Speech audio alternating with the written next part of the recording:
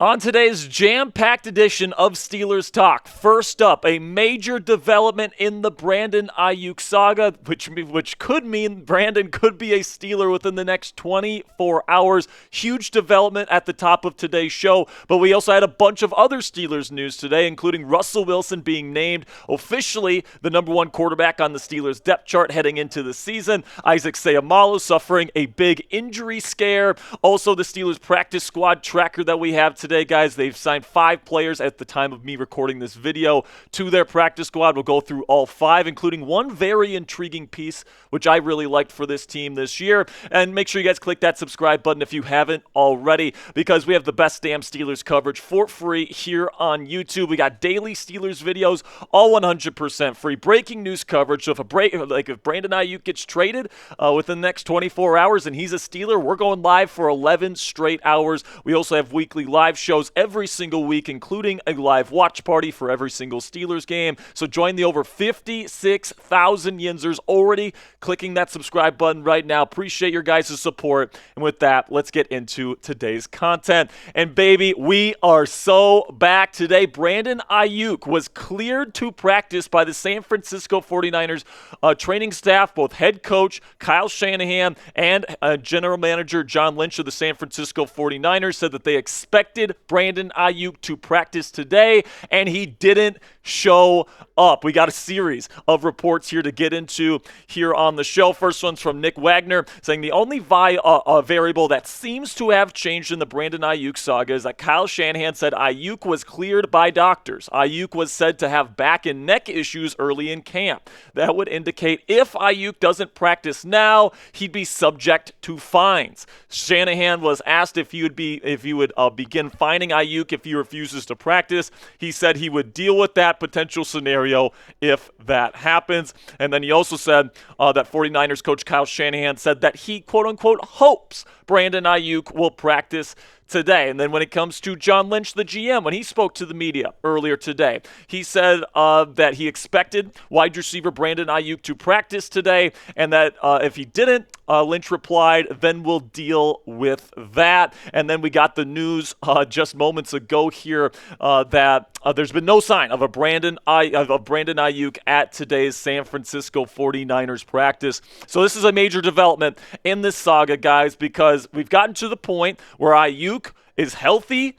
He's good enough to practice. The coaching staff and the front office are expecting him to practice, and yet he doesn't show up. So right now, this feels as alive as ever. These trade rumors, these trade, speculation for Brandon Aiyuk to become a Pittsburgh Steeler seems as alive as ever, because we are less than 2 weeks away from week 1, and it seems like Aiyuk is making this situation as ugly as it can possibly get just less than 2 weeks before week 1, which is a situation the 49ers clearly do not want to happen at this point. So with Aiyuk making things ugly right now, this might be the San Francisco 49ers' final straw. This might be like, all right, he's healthy, he's not practicing, he's clearly not joking around. Now we feel like we can trade Brandon Aiyuk to the Pittsburgh Steelers. Now, this is probably not good for San Francisco because we've already gotten past roster cutdown days. So San Francisco, they can't poach any of these wide receivers that were available, like a Noah Brown or a Tim Patrick. They can't add one of those guys anymore because they've already signed with other teams. Yes, Noah Brown did sign with the Washington Commanders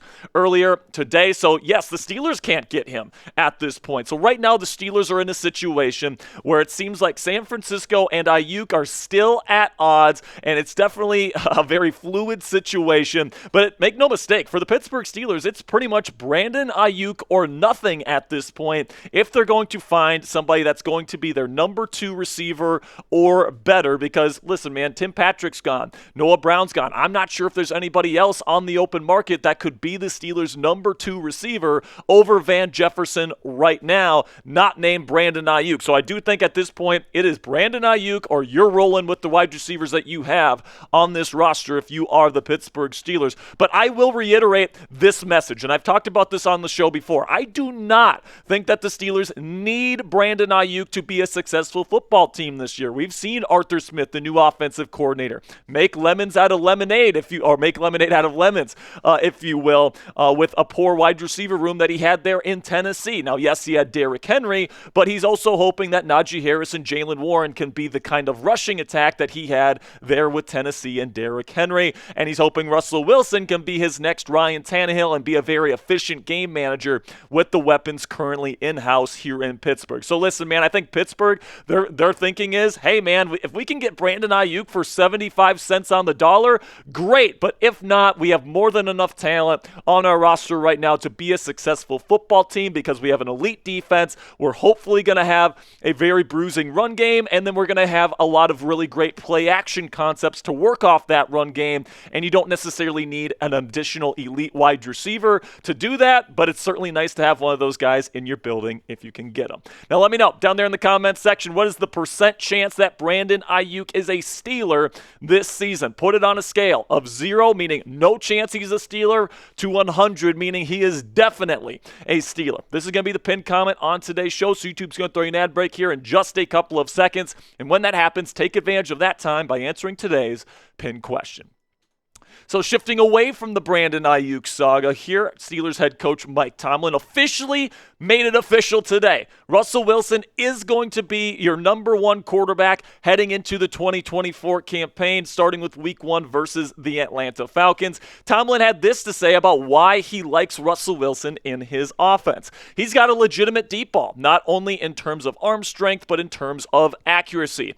We've got some guys that are capable of getting down the field in a lot of ways, so we're excited about that. And honestly, guys, we saw this coming. I mean, I think that if you've been watching the channel, I've been saying this since the day they traded for Justin Fields. Like, they're going to say it's a competition, but they pretty much know. They're going to go into the season with the veteran, with the playoff experience, with the Super Bowl experience, and then it just becomes so much easier to go to Justin Fields after Russell Wilson is struggling than it would have been to go to Russell Wilson after Justin Fields started struggling at the beginning of the season. So I just think that this is the move that made sense. Doesn't mean Russell Wilson will be any good during the regular season. He still has a lot to prove. This does not mean he will start all 17 games. He's going to have to prove and earn his job every single week for the Pittsburgh Steelers. But make no mistake, we've said it for months now. The Steelers' plan A for this season is that Russell Wilson is an efficient game manager who doesn't turn the ball over, who throws the ball deep, who wins games late, who gets the ball into the end zone when in the red zone. All these things that Ryan Tannehill did with Arthur Smith in Tennessee, that's what they're hoping Russell Wilson's going to do. And then when they get to the playoffs, they're hoping that his playoff and Super Bowl experience helps them win playoff games this year, which is something this team has not done in a very long time. But if Russ doesn't work out, you have a very high upside quarterback, very talented, very dynamic, very electric talent in your quarterback room in Justin Fields. And if they turn to Fields, they're going to hope that he can lift up this roster, which at that point we can assume is struggling with Russell Wilson. They're hoping that this team looks better with Fields under center, and Fields is hoping to prove that he can be a legit starting quarterback in the National Football League. And at the end of the day, we're going to see how this thing goes, guys. It's going to be a week-by-week sort of thing, and I do think that, if you get to week 5, week 6, and the Steelers are 1-5 or 2-4, and this team is really struggling to move the football offensively, Russ is taking too many sacks, he's not throwing over the middle of the field enough, I do think we could have a conversation that Justin Fields is eventually going to come in as the QB1, but after doing everything, all the studying, all that great stuff on Russell Wilson and his game this offseason, I still feel pretty confident he's going to start all 17 games and the Steelers will be a success. So what say you guys? Let me know down there in the comments section. Did Mike Tomlin make the right decision to start Russell Wilson week 1? Give me your opinion here with a yes or a no, and get your answer down there in the comments section while I talk about our sponsor at Fanatics today. And we've been talking a little bit about Russell Wilson here. And if you want to get a brand new Russell Wilson Steelers jersey officially licensed by our friends at Fanatics, go to chatsports.com/Russ to pick up your jersey today. I know that these things are flying off the shelves because Russ has now officially been named the starting quarterback, so get yours today before they run out. Go to chatsports.com/Russ. I'll put that link in the comments and description of today's show, and if you click that link and then you make a purchase, Fanatics actually sends us part of the proceeds, so it helps out the channel as well. So greatly appreciate you guys. chatsports.com/Russ. All right, now let's get to Isaac Seumalo. On any other day, this would probably be the leading story here on Steelers Talk, but because of all the stuff going around, this is now third on our lineup. But starting left guard Isaac Seumalo injured his pec today in practice. And if you don't know anything about pec injuries, usually they are very serious, and many times they are season-ending. So when we heard this news today, there was a lot of panic that the Steelers were going to lose arguably their best offensive lineman for the entire season. Adam Schefter broke the news today, saying Pittsburgh starting guard Isaac Seumalo left practice today with an apparent pectoral injury and is undergoing tests to determine the severity of the injury per sources. Melanie Friedlander, who is somebody, the at there is F. Joey in the chat, who's our producer today, didn't get the right tag there, but she says, and she's a doctor, by the way, she deals with these injuries every single day. She says, if Steelers left guard Isaac Seumalo has a pec injury, he will certainly miss time. 4 to 6 weeks for a minor injury that doesn't require surgery. 4 to 6 months if he does need surgery. Not a great way for the new look Steelers offense to start the season. Then we got word from Adam Schefter later on saying initial tests showed that Steelers guard Isaac Seumalo did not suffer a season-ending pectoral injury. That's fantastic news. The team is still weighing how long he could miss, but as one source said, quote-unquote, we dodged a bullet. Then shortly after that, Jared Dulac of the Pittsburgh Post-Gazette reported that Seumalo is expected to miss about a month, so about 4 weeks to start the season. And, you know, given this kind of injury with the pectoral and all that stuff, it definitely seems like this could have been worse. And thank God you are not losing this guy for the entire season, because he is definitely the most solid offensive lineman currently on the Steelers roster. So if you lose him for the entire season, you're going to be relying on some very unproven entities on a very foundational unit on the Steelers roster. If the Steelers offensive line is bad this year, guys, the Steelers offense is going to be bad. That's the way Arthur Smith's offense works. You need to have a really good bruising offensive line. And without Seumalo, I don't know if that's actually possible. Now, in terms of who can take his spot at left guard, if you're for the beginning of the season through the first at least 4 weeks of the year, it seems like Spencer Anderson would be the answer if you believe the pecking order at training camp. Spencer Anderson seemed to be above Mason McCormick, the rookie out of South Dakota State, on the depth chart in Latrobe. However, I would personally go with McCormick. My evaluation for the draft on McCormick, I said that he was an NFL ready guard. I said that this guy was ready to go right away, and I still believe that. I think based on what we've seen from him in the preseason games, yes, he's had a couple false start penalties. No, don't want to see that, but make him run his lap, okay, and then get him in the starting lineup, because this guy is expected to be a potential starter down the road. The Steelers do not seem interested in bringing back James Daniels after this season. McCormick is supposed to be a starter for this team moving forward, so I think let's give him a little bit of a trial run here before Isaac Seumalo is eventually able to come back. Now, some less likely options. I've seen some people suggest maybe put Troy Fautanu at guard to start his NFL career, because some people projected him more as a guard than as a tackle coming out of Washington this year. And I think that's an interesting idea, but I do think that they want Fautanu to really hone in on his skills at right tackle. And I've seen some people suggest Broderick Jones, he's not working out at tackle, maybe try to kick him inside to guard.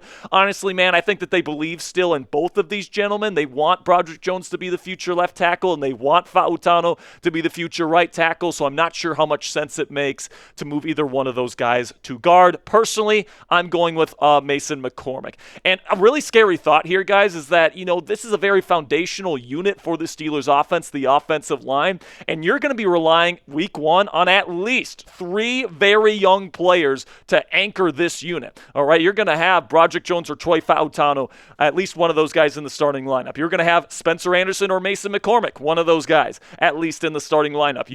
We know for sure Zach Frazier's going to start week one. So there's going to be at least 3 offensive linemen starting for you week 1, either in their first or second year in the National Football League. And this group is definitely going to have to mesh together quickly if they're going to become the foundational unit that it needs to be for the Steelers to have success this year. So let me know down there in the comments section, who's your guy? Who should replace Isaac Seumalo to start the season this year? Do you think it should be Spencer Anderson? Do you think it should be Nate McCormick or Mason McCormick? Let me know down there in the comments section what you guys think. Personally, I'm going with Mason McCormick. Let me know what you guys think.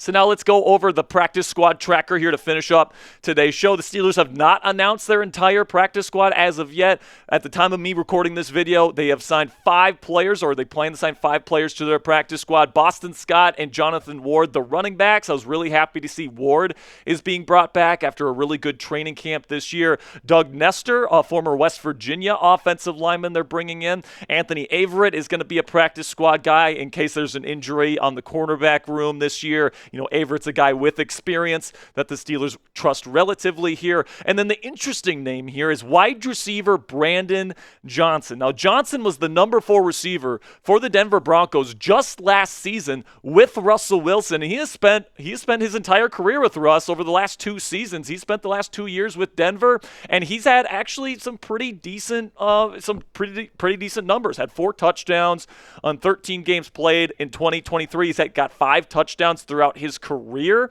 And I really do think that this is somebody that has experience with Russell Wilson. He has experience with Zach Azzanni, the new wide receiver coach here in Pittsburgh. And apparently he chose the Steelers over the Denver Broncos, who wanted him back. This is from Mike Kliss, a Broncos reporter there in Denver, saying Broncos tried to bring wide receiver Brandon Johnson back to their practice squad, but he had 2 strong connections with the Steelers. Former Broncos wide receiver coach Zach Azzanni and QB Russell Wilson. And, you know, I'm very excited about Brandon. I think he's somebody that if you don't get Brandon Aiyuk, I think that this is somebody that can come in eventually and be a decent piece. He has established chemistry with Russell Wilson. Now, would I have him over Van Jefferson, Calvin Austin III, and Roman Wilson on the depth chart? No, I would not. All right, but this is somebody that was Denver's legit number 4 receiving option last year. He caught some touchdowns from Russell Wilson. He's had 2 years of experience building that chemistry with the Steelers' new QB1. So as far as practice squad signings go, I think that this is a very good one for the Pittsburgh Steelers. And at this point, if you don't get Brandon Aiyuk, like I've said before, guys, I don't think that this wide receiver room necessarily needs him. Van Jefferson had an excellent training camp in preseason. Calvin Austin III looks like he can be a really dangerous weapon as well. And then we still have Roman Wilson. Let's see what the kid can do heading into this year. And by the way, the Steelers still feel very confident that Roman Wilson can be their number 2 receiver alongside George Pickens for the foreseeable future. So listen, man, it does seem like this Aiyuk situation could end up in a trade to Pittsburgh, especially after not practicing today. But even if they don't land Aiyuk, I do think that this wide receiver room is good enough for this team to get the double-digit wins and make the playoffs and win a playoff game. Now that'll be it for today's show, guys. I know it was a very long one today, but there was a lot of news to cover. Make sure you guys click that subscribe button if you haven't already. And again, if Brandon Aiyuk gets traded to the Pittsburgh Steelers, we're going live for 11 straight hours. So if you don't want to miss any of that coverage, make sure you guys click that subscribe button right now. And until next time, here we go, Steelers.